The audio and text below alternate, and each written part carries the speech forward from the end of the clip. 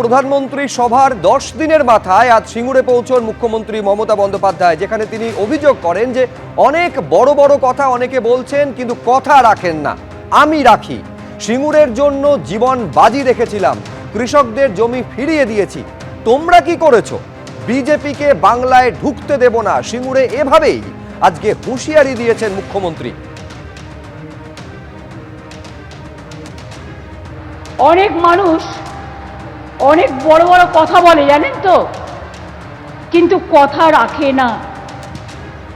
কিন্তু আমরা কথা বললে মনে রাখবেন, আমি মরে যাব সেটাও আমার কাছে ভালো, কিন্তু আমার কথার দাম, আমি যদি কথা দিই, আমি কথা রাখি 100%।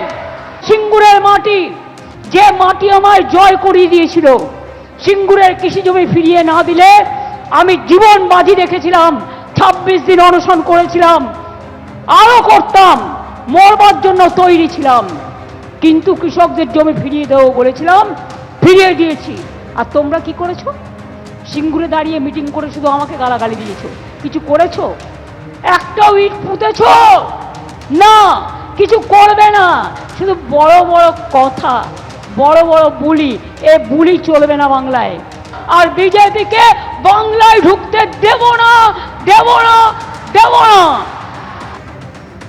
পাল্টা আক্রমণ শানালেন রাজ্যের বিরোধী দলনেতা শুভেন্দু অধিকারী। তিনি রতন টাটার কথা স্মরণ করিয়ে দিয়েছেন। রতন টাটার সেই বক্তব্য, রতন টাটা বলেছিলেন ব্যাড এম ছেড়ে গুড এমের কাছে যাচ্ছি। ব্যাড এম ছিলেন তৎকালীন বিরোধী দলনেত্রী, আর গুড এম ছিলেন গুজরাটের তৎকালীন মুখ্যমন্ত্রী। উনি সিঙ্গুরে সর্ষে ছড়িয়েছেন, মাছ চাষের কথা বলেছেন, কিছুই হয়নি।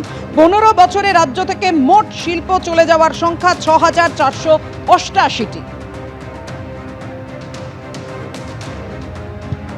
টাটা গোষ্ঠীর তৈরি হওয়া কারখানাকে ডিনামাইট দিয়ে উড়িয়ে দিয়ে টাটাকে তাড়ানো হয়েছিল। আমার কথা নয়, প্রয়াত রতন টাটার কথা।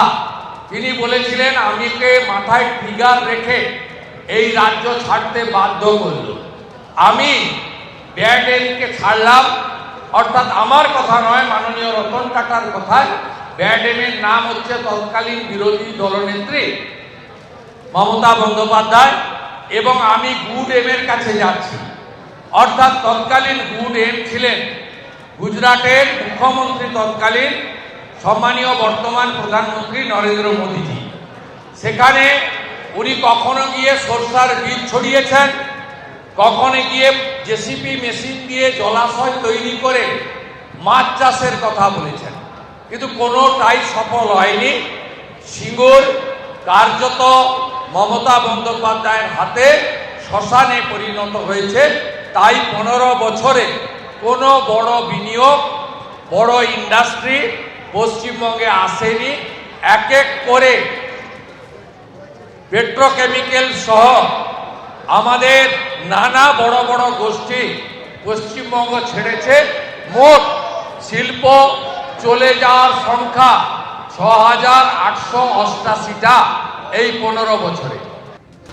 দেখুন, এসআইআর নিয়ে কিভাবে চক্রান্ত করছে বিজেপি এবং নির্বাচন কমিশন একযোগে বারবার আক্রমণ শানিয়েছেন মুখ্যমন্ত্রী মমতা বন্দ্যোপাধ্যায়। আজকেও তীব্র আক্রমণ শানিয়েছেন এই নিয়ে মুখ্যমন্ত্রী মমতা বন্দ্যোপাধ্যায়। এসআইআর এর নামে চক্রান্ত, ফের অভিযোগ করেছেন তিনি। এসআইআর এর নামে চক্রান্ত করে মানুষের নাম কাটছে। এটা গণতন্ত্র, একনায়কতন্ত্র বা স্বৈরতন্ত্র নয়। স্বৈরাচারীরা সাবধান, হুঁশিয়ারি মমতা বন্দ্যোপাধ্যায়। অন্যদিকে দুর্গাপুরের সভা থেকে এসআইআর নিয়ে ফের হুঙ্কার দিয়েছেন বিরোধী দলনেতা শুভেন্দু অধিকারী। এখন সবে ব্রেকফাস্ট, লাঞ্চের পরে দেখবেন তৃণমূল আর নেই। লাঞ্চের পরে দেখবেন তৃণমূল বলবে আমরা আর ভোটে নেই।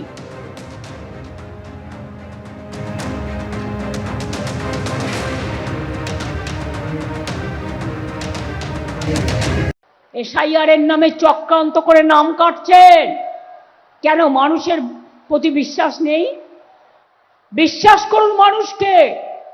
ইলেকশন কমিশন ঠিক করে দেবে 2 কোটি মানুষের নাম কেটে কে ভোটার আর কে ভোটার নয়, না মানুষ ঠিক করবে গভর্নমেন্ট কে তৈরি করবে।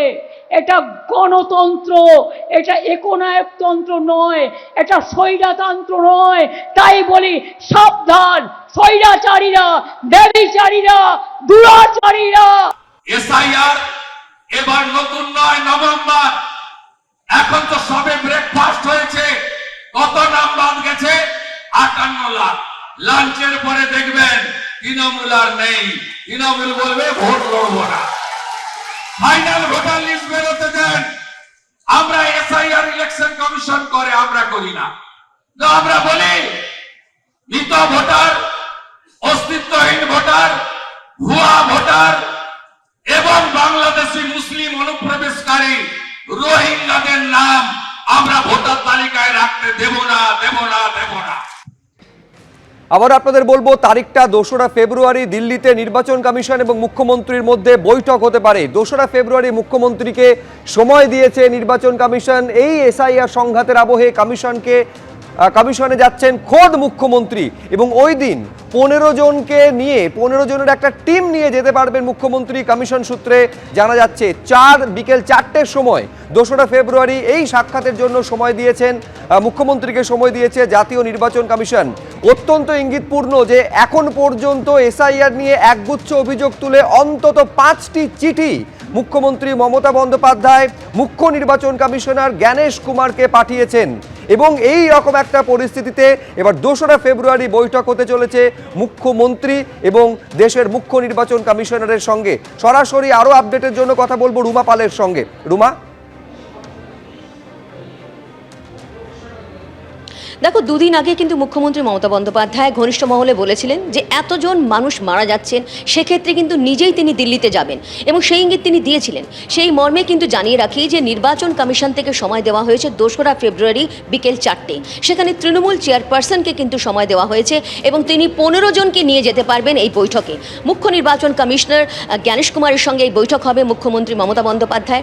অন্যদিকে জানিয়ে রাখি, অবশ্যই এটা 2রা ফেব্রুয়ারি বিকেল 4টের সময় দেওয়া হয়েছে। এসআইআর প্রক্রিয়ায় যে প্রতিনিয়ত যে হয়রানির শিকার হচ্ছেন সাধারণ মানুষ, বারবারই কিন্তু এই প্রশ্ন তোলা হয়েছিল। শুধু তাই নয়, শুধু হয়রানির সঙ্গে সঙ্গে নয়, একাধিকবার দেখেছি আমরা সিও দপ্তরে কিন্তু তৃণমূল কংগ্রেসের তরফ থেকে যারা প্রতিনিধি দল এসেছিলেন তারাও কিন্তু তারা অভিযোগ করেছিলেন। মাইক্রো অবজারভার থেকে শুরু করে একাধিক তাদের অভিযোগ ছিল, সেই অভিযোগও কিন্তু সিও দপ্তরে জমা পড়েছিল এবং সিও দপ্তর থেকে সেটা ইসিতে পাঠানো হয়েছিল। তারপরে দেখা যায় যে মুখ্যমন্ত্রী মমতা বন্দ্যোপাধ্যায় নিজেই বলেন যে তিনি নিজে দিল্লিতে যাবেন এবং সেক্ষেত্রে অবশ্যই নির্বাচন কমিশন থেকে যে তথ্য যে পাওয়া যাচ্ছে সেটা 2রা ফেব্রুয়ারি বিকেল 4টের সময় দেওয়া হয়েছে। তখনই কিন্তু মুখ্য নির্বাচন কমিশনার এবং মমতা বন্দ্যোপাধ্যায়ের বৈঠক হওয়ার কথা। অবশ্যই 15 জন নিয়ে যেতে পারবেন তৃণমূল চেয়ারপারসন, অবশ্যই এই বৈঠকে নিয়ে যেতে পারবেন এমনটাও জানা যাচ্ছে। তবে এই বৈঠকের অবশ্যই নির্ভর করছে মুখ্যমন্ত্রী মমতা বন্দ্যোপাধ্যায়ের উপর, তিনি এই বৈঠকে যাবেন কিনা সেটা অবশ্যই তিনি বলবেন। তবে এটা ঠিক নির্বাচন কমিশন থেকে এটা কিন্তু সময়সীমা দেওয়া হয়েছে, সেটা হচ্ছে 2রা ফেব্রুয়ারি বিকেল 4টে। এবং দুদিন আগেই যেটা মুখ্যমন্ত্রী মমতা বন্দ্যোপাধ্যায় নিজেই কিন্তু ইঙ্গিত দিয়েছিলেন তিনি নিজে দিল্লিতে যাবেন, কেন এত মানুষ মারা যাচ্ছেন, এত হয়রানির শিকার হচ্ছেন, সেই কারণে তিনি দিল্লিতে যাবেন এবং মুখোমুখি কিন্তু কথা বলবেন। সেক্ষেত্রে দেখা যাচ্ছে এই মুখোমুখি যে বৈঠক সেটা অবশ্যই 2রা ফেব্রুয়ারি হওয়ার কথা বিকেল 4টের সময়। সেক্ষেত্রে দেখো, চিঠির কথা উল্লেখ করছিলে, চিঠি কিন্তু একাধিকবার দেওয়া হয়েছে। মুখ্যমন্ত্রী মমতা বন্দ্যোপাধ্যায় দিয়েছেন, জ্ঞানেশ কুমারকে চিঠি দিয়েছেন একাধিকবার, কিন্তু শুধুমাত্র হয়রানির কথা নয়, একাধিকবার বিভিন্ন ইস্যুতে তিনি চিঠি দিয়েছেন। এসআইআর প্রক্রিয়া যেভাবে চলছে এবং যেভাবে কিন্তু সাধারণ মানুষের হয়রানি হচ্ছে, তার সঙ্গে সঙ্গে এটাও ঠিক যে এই এসআইআর প্রক্রিয়ায় বিএলও থেকে শুরু করে মাইক্রো অবজারভার থেকে শুরু করে একাধিক প্রক্রিয়া নিয়ে কিন্তু তিনি প্রশ্ন তুলেছিলেন। সেই প্রশ্ন কিন্তু তিনি যেমন চিঠিতে দিয়েছিলেন, সেই চিঠি অবশ্যই মুখ্য নির্বাচন কমিশনার সেখানে গেছে। নির্বাচন কমিশনারকে অন্তত 5টা চিঠি দিয়েছেন। শুধু নয়, এসআইআর প্রক্রিয়া এখনই স্থগিত করে দেওয়া উচিত, এই দাবি পর্যন্ত মুখ্যমন্ত্রী তুলেছিলেন। এখন এই 2 তারিখের বৈঠকে কি হয়, মুখ্যমন্ত্রী কি বলবেন, নিঃসন্দেহে সেদিকে নজর থাকবে। আপাতত রুমা, তোমায় ধন্যবাদ। এবিপি আনন্দ, এগিয়ে থাকে, এগিয়ে রাখে।